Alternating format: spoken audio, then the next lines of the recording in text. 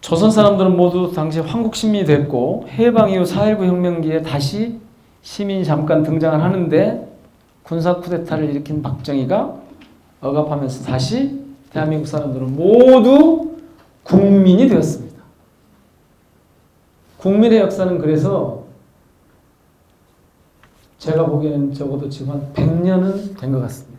근데 그 동안에 시민이라고 발버둥 쳤던 많은 시도들이 있었지만 그래서 국민의 개념, 국민이라는 개념 안에 내포에는 시민이라는 가치와 개념이 슬슬 자리 잡고 있긴 하지만 여전히 국민이라고 하는 요소가 많이 자리 잡고 있습니다. 그런데 문재인 정부는 왜 시민의 정부라고 하지 않고 국민의 정부라고 하는가? 국민의 정부 정의로운 나라잖아요. 촛불 국민이라고 아무도 하지 않았거든요. 촛불 시민들이 만든 정부인데 왜 국민의 정부, 정의로운, 국민의 나라 정의로운 정부인가요? 아니. 국민의 나라 정의로운 정부? 국민의 정부 정의로운 나라? 왜 국민이란 말을 썼는가? 국민의 나라. 왜 국민인가 여전히? 저는 그렇게 생각합니다. 이걸 일거의 시민이라고 쓸 수 없는 제가 헌법에 국민이라고 되어 있거든요. 모든 법에 국민이라고 되어 있거든요. 국가 차원에서 이루어지는 모든 법률에. 저는 이것을 어떻게 바꿔낼 것인가가 매우 중요하다고 생각합니다. 미국의 헌법에도, 미국의 법률에도, 영국의 헌법에도, 법률에도, 유럽의 어느 나라의 헌법에도 국민이라는 개념이 등장하지 않습니다. 심지어 베트남에도, 조선민주주의인민공화국에도, 중화인민공화국에도 국민은 존재하지 않습니다. 그런데 우리에게는 아직도 국민이 있습니다. 그 황국 신민의 뿌리 깊은 이 DNA가 사라지지 않고 있는 거죠. 저는 시민이라고 쓰고 싶은데 그렇게 쓸 수 없어 매우 안타까워했을 거라고 생각합니다. 촛불 정부가 들어서면서 국민의 나라 정의로운 대한민국이라고 했을 때. 그래서 어쩔 수 없이 그렇게 쓰고 있긴 하지만 저는 그 국민, 우리가 쓰고 있는 지금 국민이라는 얘기는 시민이라고 하는 얘기에 되게 크게 자리 잡고 있다 그렇게 생각합니다. 어쨌든 그래서 모두 국민이 이렇게 됐는데 1980년 5월 광주에서 다시 시민이 등장합니다. 87년 6월 항쟁으로 이어졌습니다. 그리고 촛불 시민으로 이어져서 지금 촛불 정부 들어섰고 촛불 국회까지 지금 이어지고 있다. 저는 그렇게 봅니다. 동학농민들이 집강수 활동을 벌였고 해방 광주에서 밥과 피를 나누는 광주 공동체가 형성됐습니다. 저는 둘 다 민주주의 자치 공동체 이렇게 표현합니다. 특히 80년 5월을 제가 개념 규정할 때는 늘 민주주의 자치 공동체 이렇게 표현을 합니다. 그 열흘간에 뭐 어떤 분들은 꼬윤이라고도 하고 어떤 분들은 뭐 대동세상이라고도 하고 하여튼 여러 가지 개념이 있습니다만 어쨌든 이 집광수와 광주 공동체는 모두 작은 국가였습니다. 동학농민전쟁과 5.18은 여러분으로 닮았는데요. 둘이 공유하고 또 둘을 관통하는 언어는 시민 자치 지역입니다. 여기 지금 호남이라고 표현해뒀습니다. 이쪽에서 이렇게 공간적인 의미에서. 자, 다시 코로나19 얘기로 한번 돌아가 보겠습니다. 새로운 위기는 통념을 깨는 패러다임의 대전환을 요구받게 됩니다. 흑사병 14세기 유럽에서 발생해서 무려 2억 명이 목숨을 잃어갔습니다. 그 죽음의 승리라는 그 작품인데요. 유럽 전체 인구의 3분의 1이 죽었습니다. 그런데 이 흑사병은 다시 대중들을 각성시켜서 계몽시대를 여는 결정적인 계기가 됩니다. 이후에 유럽은 르네상스를 거쳐서 근대사회로 진입을 하게 됩니다. 40여 년 전 무역과 금융의 자유화는 초국적 자본을 앞세운 미국 중심의 패권 시대를 열면서 전 세계를 양극화시켰습니다. 계급 갈등, 인종차별, 민족차별, 환경파괴 등의 문제를 야기했습니다. 신자유주의가 세계를 지배한 지 40여 년이 지난 지금 코로나는 바로 시대 전환적인 요구들을 분출하고 있습니다.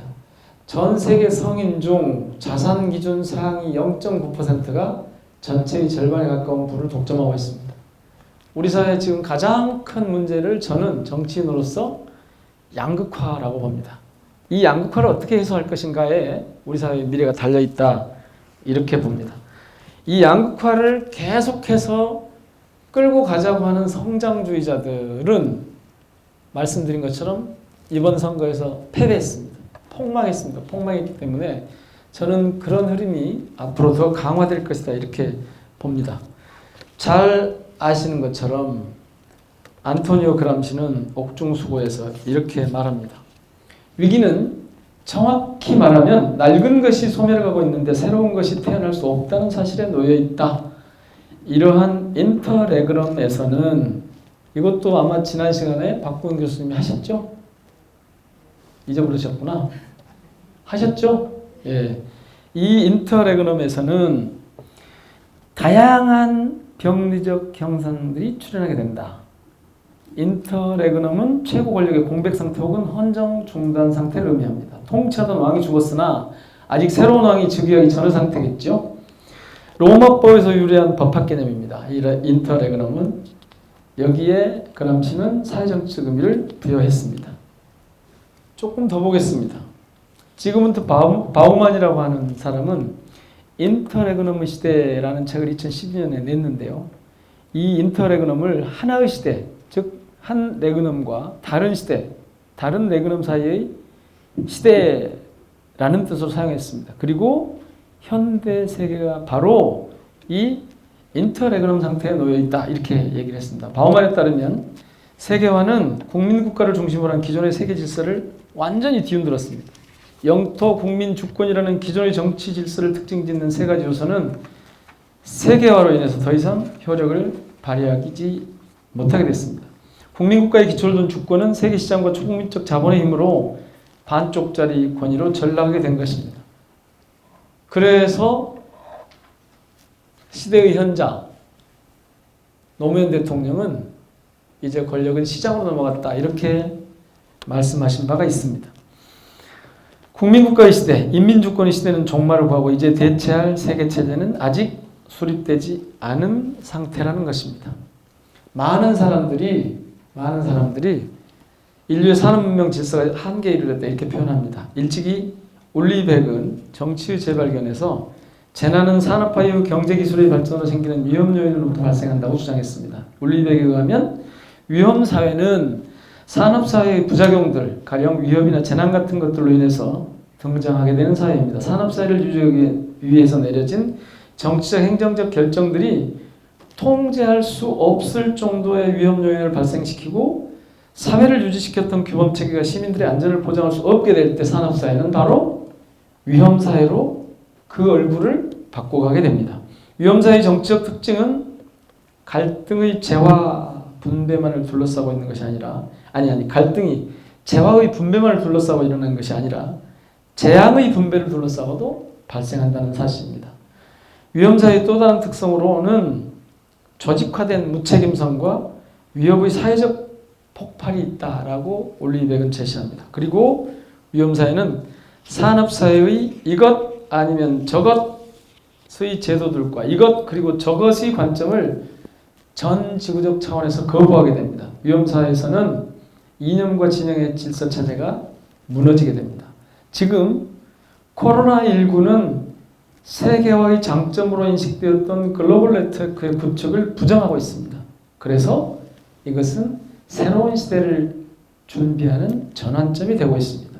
그런데 자본주의 체제를 탄생시켰던 자본과 노동의 이분법적 대립, 자본 축적의 논리를 정면으로 반박하면서 새로운 생산과 소비의 양식을 촉발하고 있습니다. 코로나19는 그러므로 문명의 대전환의 계기로 될 가능성이 크다. 저는 그렇게 보고 있습니다. 이분도 누군지 잘 아실 겁니다. 인상파죠. 예, 윈스턴 처칠입니다. 좋은 기회를 낭비하지 마시라 이렇게 얘기를 했습니다. 코로나19 위기 상황이 일깨워준 새로운 질서에 대한 요구, 여기에 우리는 지금 대답해야 합니다. 그런 대답이 한국 정부에서는 지금 한국판 뉴딜로 나타났습니다. 처음에는 디지털 뉴딜만 가지고 얘기를 하려고 했습니다. 플러스 일자리와 사회 안전망을 가지고 얘기를 하려다가 저희들이 국회 쪽에서 정당 쪽에서 세게 얘기를 했습니다. 그린 뉴딜이 같이 포함되지 않으면 이 문명의 대전환, 코로나19에 대한 이 대응이 새로운 시대를 준비하는데 너무너무 부족합니다. 그런데 그거를 대통령과 정부도 금방 알아차렸습니다. 그래서 한 축이 다시 추가가 됐습니다. 그게 그린 뉴딜입니다. 다행히 광주는 이 그린 뉴딜이라고 하는 그린 뉴딜을 정부용어로 그렇게 놔두고 보면 에너지 전환 혹은 녹색 전환이라고 하는 이 흐름을 기후위기 비상행동이라고 하는 걸 통해서 어떻게 시민들의 역량으로 전환하고 극복해 갈 것인가, 이겨낼 것인가, 이런 고민을 제가 보기에는 정부에서 제일 잘하는 도시 같습니다. 왜냐하면 5월 광주가 있기 때문에. 집강서로부터 5월 광주로 촛불 시민들이 이끌어온 광주이기 때문에 저는 이 전환에서도 가장 높은 시민 역량을 발휘할 것으로 기대합니다. 그래서 여기를 그런 녹색 전환의 거점으로 진지로 만들어 가보고 싶은 게 제 정치적인 욕심 가운데 하나입니다. 이것을 어떻게든 성공시켜 봐야겠다 싶습니다. 물론 성공이냐 실패냐의 개념은 사실은 정확하지는 않습니다. 그런 시도를, 그런 전환을 우리는 끊임없이 열정적으로 해 나갈 뿐이죠. 자, 오늘 저는 이 자리에서 오랫동안 우리의 정치 토양을 지금 이런 시대 전환에 잘 대응해 갈 수 없는 체제로 만들었던 그런 중앙과 지역의 이분법적 질서와 중앙 정치 권력의 축적이 가져온 부정적인 결과에 대해서 반박하고 있고 반박하려고 합니다. 아까 올리백이 얘기했던 이것 아니면 저것, 그리고 이것 그리고 저것이라고 하는, 그러니까 흑백 논리와 이 양가상 논리라고 하는 이 둘을 어떻게 우리가 함께 넘어설 수 있을 것인가에 대한 그런 고민들을 지금 말씀드리고 있고, 그런 방법들을 좀 더 말씀드려 보려고 합니다. 정치 패러다임을 바꿔낼 내일의 권력이 무엇인가, 이것을 얘기하고 있습니다. 권력의 재구조와 이를 위한 시민사회의 권력 강화, 자치력의 제고, 이것이 오늘 제가 처음부터 말씀드렸던 제 주장의 요치입니다. 이것을 함께 고민해 주시면 좋겠습니다. 시민, 지역, 자치, 시민, 자치, 지역. 그래서 이것들을 시민 권력, 자치 권력을 어떻게 재구조해 갈 것인가 라는 문제입니다. 말씀드렸었습니다. 우리가 코로나19에서 중국하고 다른 방식으로 이른바 K방역이라고 하는 것을 성공 모델인 것처럼 그렇게 만들어낼 수 있었던, 이게 완벽한 성공 모델일지는 조금 더 두고 봐야 될 것이고, 사실은 그 안에는 우리에게는 시민사회 성장에 매우 더디다고 했던, 그래서 우리는 아직 선진국이 아니야 라고 대중적으로 사고했던 것의 전환이 저는 일어나고 있다고 봅니다. 아직 그것의 최종적인 성공 여부를 얘기할 수는 없지만, 그리고 분명한 것은 미국이나 유럽 사회가 우리보다 이 대목에서 결코 더 잘 나가고 있는 것 같지는 않다. 함부로 우리가 그들보다 훨 잘 나가고 있다 이렇게 얘기할 수는 없을지 모르지만, 적어도 시민사회의 역량이라는 것이 우리가 생각했던 것보다는 한국 사회 시민사회 역량이 유럽이나 미국 수준에 결코, 수준이란 말이 뭐 적절하지 않을 겁니다만, 표현이 적절하지 않을 겁니다만, 결코 뒤지지 않는다. 그런 걸 좀 코로나19에 대응하는 과정을 통해서 확인했다고 봅니다. 말씀드렸듯이 우리는 개방성, 투명성, 민주성이라고 하는 이 가치를 가지고 대응을 해오고 있습니다. 코로나19 바이러스는 신자유주의가 만든 세계적 연결망을 통해서 중국에서 아시아를 거쳐서 유럽과 미국으로 전파됐습니다. 허약한 의료 체계와 빈부격차의 틈을 비집고 들어옵니다. 유럽과 미국 공공의료 허점을 여지없이 폭로합니다. 소위 서구의 선진국이라고 하는 신화를 깨트려 버렸습니다. 공공의료기관이 전체 병원에서 차지하는 비중입니다. 한국은 이렇게 낮습니다. 이렇게 낮은데도 불구하고 영국이 제일 높겠죠, 당연히. 공공의료기관이 전체 병원에서 차지하는 비중입니다. 그냥 다른 말로 하면 공공의료 비중이라고 할 수 있을 겁니다. 이렇게 높은데도 프랑스, 독일이 우리보다 이렇게 높은데도 일본도 마찬가지고 이번에 코로나19에 대응해가는 과정에서는 시민들의 역량을 따라가지 못했다는 겁니다. 그러니까 기술만으로 되지 않습니다. 의료의 수준만으로 되지 않습니다. 공공의료가 의료시설이 폭넓게 자리하고 있다고 해서 코로나19를 극복해갈 수 없습니다. 앞서 말씀드린 것처럼 코로나19의 극복은 K방역은 기술의 문제가 아니라 시민 역량의 문제였다라는 겁니다.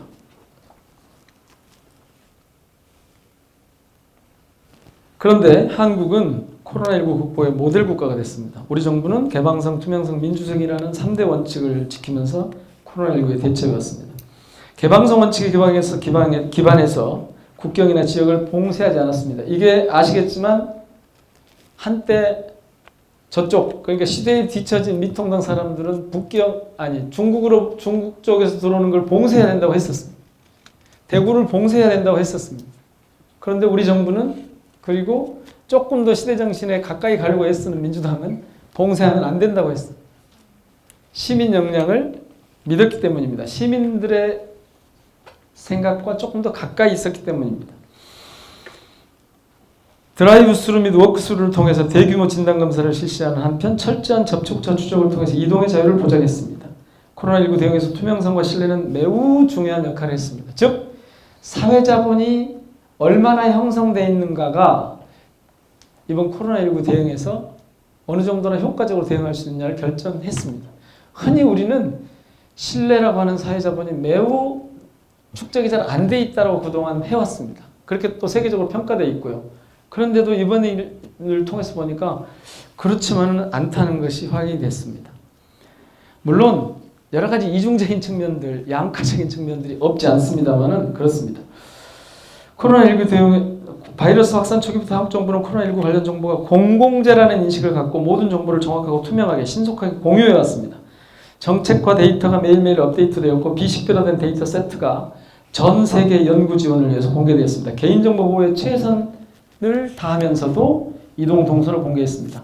민간에게 정보를 공개한 결과 민간은 접촉자를 추적하거나 약국 내 마스크 제공을 확인할 수 있는 스마트폰 앱을 개발해서 코로나19 대응에 적극적으로 나섰습니다. 코로나19라는 위기 상황에서 시민들은 봉쇄나 격리 대상이 아니라 정부와 함께 위기 상황에 맞서는 적극적인 참여자가 되었습니다. 지금도 그렇습니다. 앞으로도 저는 그럴 것이라고 믿습니다. 인구 250만 명의 대구에서 7천 명에 가까운 확진자가 발생하는 상황에서도 봉쇄 조치를 발동하지 않았습니다. 오히려 시민들은 자발적으로 이동을 자제하는 한편 대구를 지원하기 위해 자원봉사자들은 전국 각지로부터 모여들었습니다. 코로나19 팬데믹이 발생한 이래 전 세계에서 최초로 실시된 지난 4월 총선에서 우리 시민들은 28년 만에 최고의 투표율을 기록했습니다. 뛰어난 시민 역량을 보여줬습니다. 투표장에서 감염됐다는 사람은 한 사람도 나오지 않았습니다. 세계가 놀랄 수밖에 없었을 겁니다. 이 과정에서 제가 전국 최고 득표율을 기록했습니다. 이러시면 안 돼요. 왜 그러세요? 왜 말씀들을 하여튼 그랬습니다.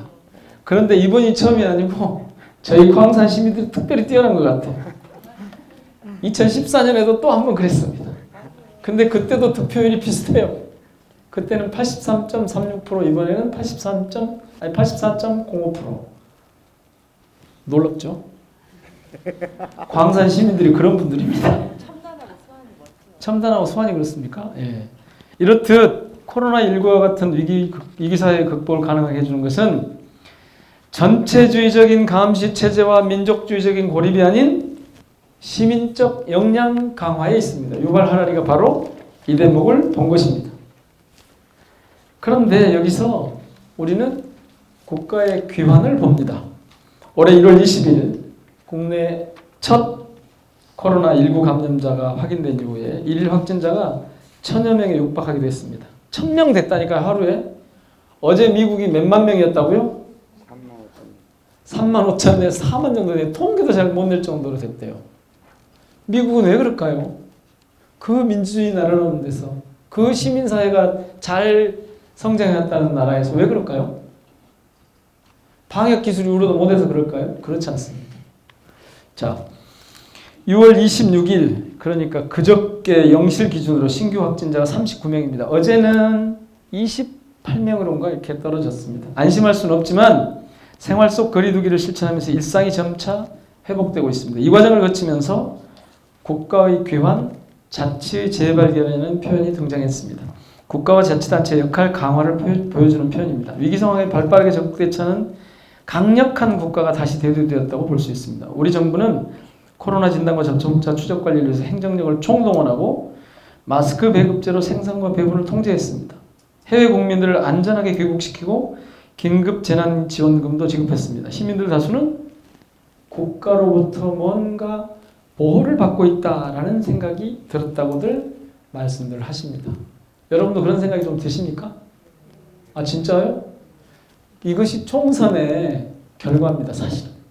그러니까 이게 연결이 쭉 될 겁니다. 제가 아까 말씀드렸던 지체, 시민 혹은 시대 정신과 더 가까운 정당, 정부의 역할 이런 것들이 어떤 흐름 속에서 이루어지고 있는지가 보일 겁니다. 이때 국가는 전통적으로 시민을 억압하던 즉 국민을 전제하던 국가가 아닙니다.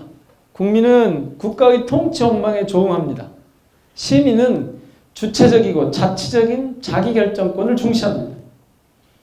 그러니까 시민사회와 국가가 대개는 대립적인 개념입니다. 그래서 흔히 우리가 90년대에 보면 시민사회, 정부, 국가, 시장 이렇게 셋을 놓고 구분했습니다. 근데 지금 여기서 얘기하는 국가는 그렇게 억압하는 국가가 아니라 시민사회의 역량을 키워주는 국가, 즉 자치 역량을 더 고양해주는 국가로서의 기능을 하는 겁니다. 원래 행정은 이렇게 하기 위해서 만들어졌습니다. 그런데 막스 레닌주의가 보니까 국가가 그게 아니었습니다. 그래서 이 국가를 해체하자고 세게 나왔던 아나키스트들이 등장을 했었죠. 그런데 지금 말씀드리고 있는 이 국가는 이 정부는 전통적인 의미의 그런 정부 국가의 개념은 아닙니다. 물론 그런 요소가 작동해야 그게 가능하기도 하지만 그렇습니다. 독일의 녹색당을 이끌었던 요시카 피셔라고 있습니다. 보셨을 겁니다. 이 사람은 프로젝트 신디케이트라고 하는 저널의 기고문을 팬데믹의 정치학이라고 하는 제목으로 했습니다. 이렇게 말합니다. 코로나19 대유행의 충분한 함의는 아직 결론 내리기는 이르지만 더 큰 재앙을 막기 위해서 국내의 정치가 변해야만 하고 변화할 것이라는 것은 이미 확실하며 큰 정부가 필요한 새로운 세계에 진입하고 있다. 이렇게 전망을 했습니다. 뿐만 아닙니다. 마가렛 오마라라고 하는 워싱턴 대학의 사학과 교수는 폴리티코라는 잡지에 큰 정부가 귀환한다라는 제목의 기고문을 쓰셨습니다. 영어 잘하시는 분은 이렇게 번역하는 게 맞는지 한번 봐보십시오. Big government makes a comeback 이렇게 돼 있는데. 그러니까 아마 큰 정부의 귀환 정도가 될 것 같은데요. 그러니까 그대로 하면 큰 정부가 컴백을 만들었다니까 큰 정부의 귀환 정도가 맞겠죠. 그래서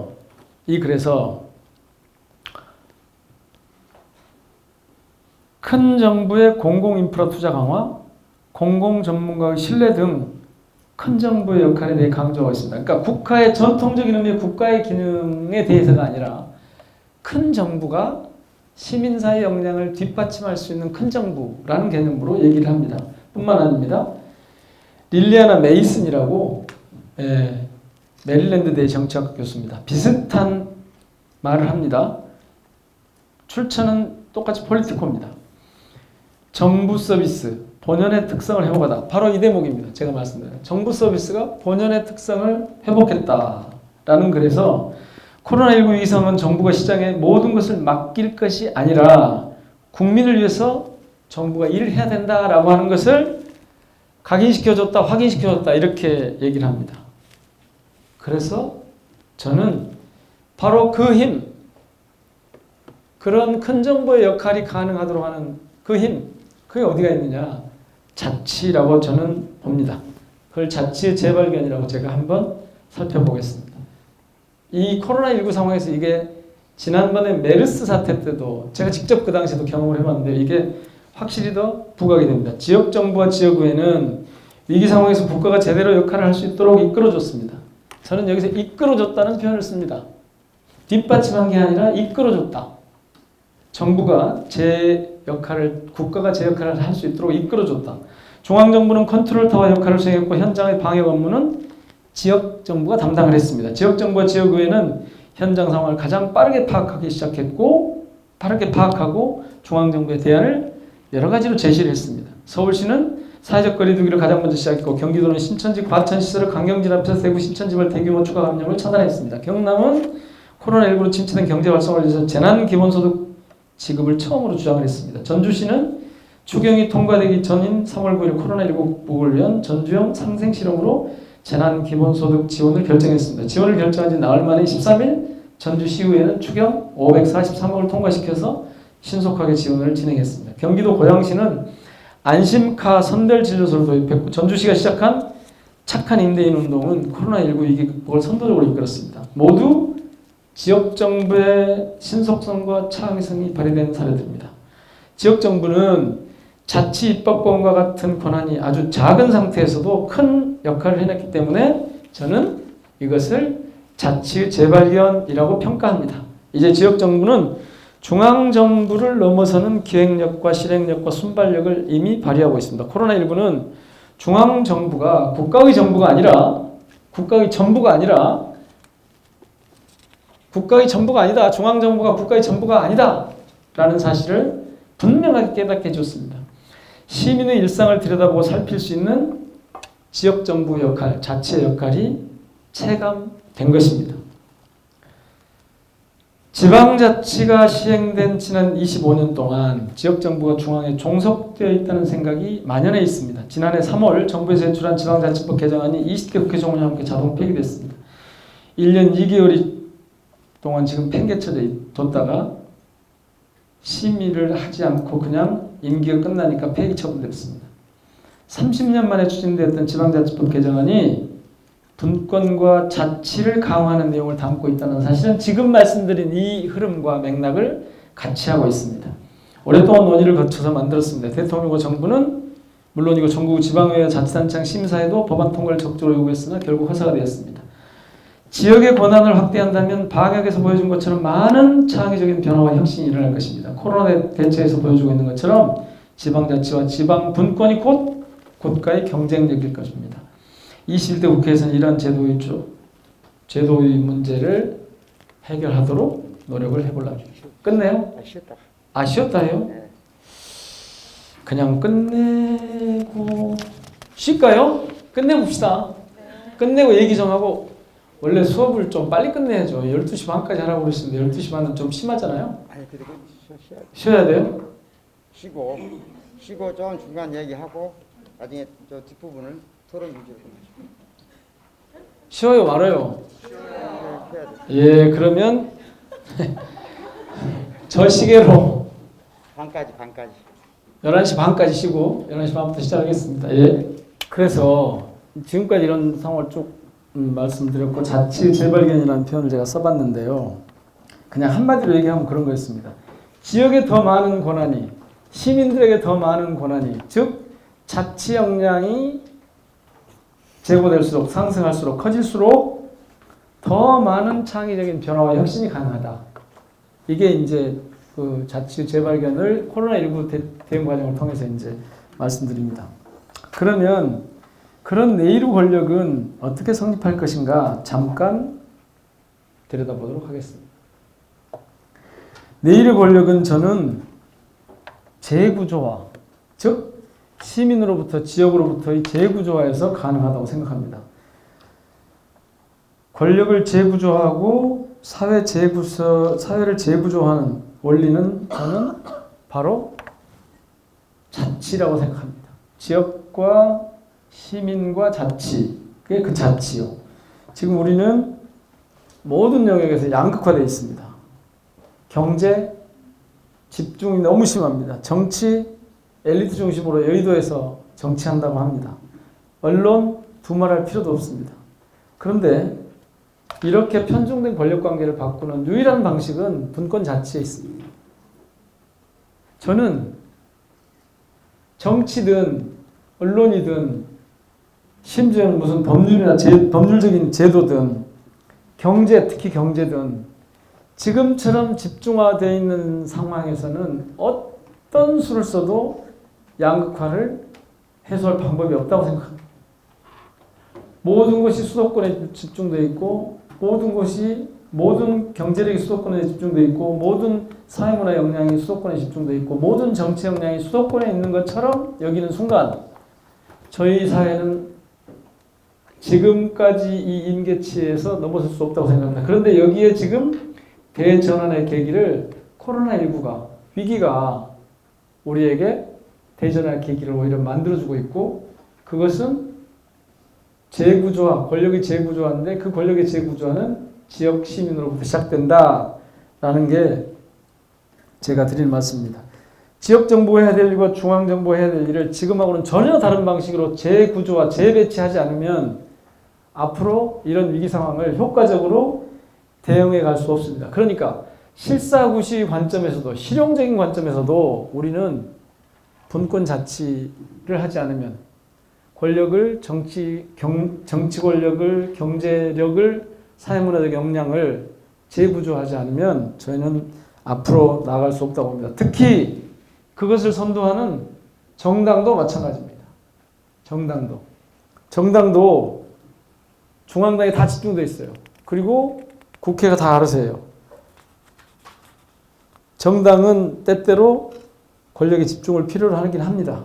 그렇지만 마음껏 자유로운 국회의원과 거의 권력을 갖지 못하는 지방 정치인, 지역 정치인으로 나눠지는 한은 정당이 진정한 의미의 집중된 권한을 갖기 어렵습니다. 그러니까 지지 세력과 당원에서 나오는 힘, 지역 자치 역량을 담아내는 정당 체제로부터 나오는 힘, 이걸 가지고 내 곁에 정당, 시민과 가까이 있는 정당으로 만들어야지 이 역량을 개별 정치인한테 다 흩어버려서 300명의 국회의원에게 집중되도록 하는 이 방식은 안 맞다. 그래서 저는 내일의 권력은 공동체 민주주의고 자치분권으로부터 나온다라는 말씀을 드립니다. 공동체 민주주의가 뭔가 이 말씀을 드리려면 내일의 권력이라고 하는 제 책의 한 챕터를 살펴보시면 좋겠습니다. 한마디로 말씀드리면 정치에 주어진 권력을 주권자에게 이롭게 쓰일 수 있도록 시민사회 중심으로 재구성해라. 그래서 운영해라. 즉 공동체의 이해에 부응하는 방식으로 그렇게 해야 된다는 겁니다. 그러니까 사람을 바꾸는 것만 가지고는 그거는 권력의 속성을 근본적으로 바꿀 수는 없다. 실제로 주권자에게 실질적인 선택의 의사결정의 권한이 주어질 수 있도록 해야 된다. 그러니까 우리가 시민이 권력을 가질 수 있는 당장 가능한 방법, 이것은 자신이 살고 있는 공간에서 자기 문제를 개인들이 자유롭게 참여하고 민주적인 과정을 통해서 스스로 풀어가도록 하는 장치를 만들어내는 것, 즉 공동체 민주주의를 확립하는 것, 이것으로부터 나온다, 이렇게 봅니다. 그래야 진짜로 민주주의가 성장할 수 있다라는 겁니다. 자, 저는 처음에 우리는 지금 어디에 있는가라는 질문으로 말씀을 드렸습니다. 지체라는 개념을 가지고 현재 상태를 진단을 했습니다. 그리고 코로나19라는 위기가 문명의 대전을 가져올 수밖에 없는 그런 기회를 촉발시키고 있다. 그리고 그 대전환의 핵심에 한국의 경우를 통해서 볼 때 시민과 자치가 있다라고 말씀을 드렸습니다. 팬데믹이라고 하는 이 말의 어원도 쭉 풀어봤습니다. 지금 우리가 모두에게 온 위기 상황이라고 얘기하는데 바로 이 상황은 다른 말로 하면 모두 함께 이겨낼 수 있다고 하는 공동체적 접근 방법을 통해서 풀어갈 수도 있다라는 의미로 사실 또 한국 사회가 지금 그런 점에서 세계의 모범이 되고 있다 그런 말씀을 드렸습니다. 자, 그 모두의 힘, 그 시민의 힘을 강화하기 위해서는 저는 우리 사회가 지역으로부터 시민 중심으로 재구조화해야 한다. 우리 권력이 주권자 중심으로 재구조화해야 한다.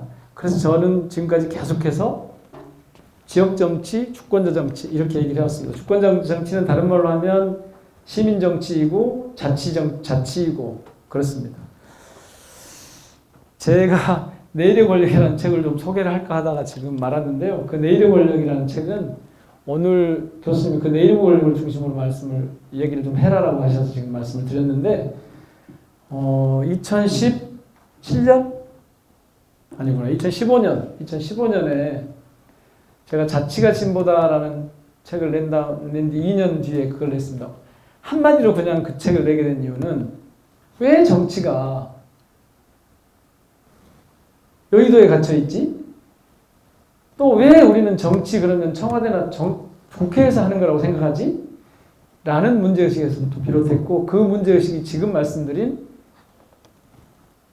시민과 지역으로부터의 재구조화를 통해서 우리는 즉 공동체 민주주의를 통해서 이 나라의 민주주의를 한층 성장시켜 나갈 수 있고 지금 코로나19 위기 상황에서 보면 바로 이 지역의 힘, 시민의 역량이 이 위기를 벗어나서 문명의 대전환을 이끌 주력입니다.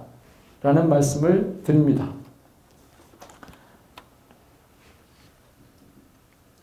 끝인가 봐요. 네. 그렇습니다. 한마디로 말씀드리면 우리 모두는 권력의 발신자여야 된다. 시민이 권력의 발신자여야 된다라는 게 제 마지막 말씀입니다. 여기 계신 분들이 바로 그 주체입니다. 마치겠습니다.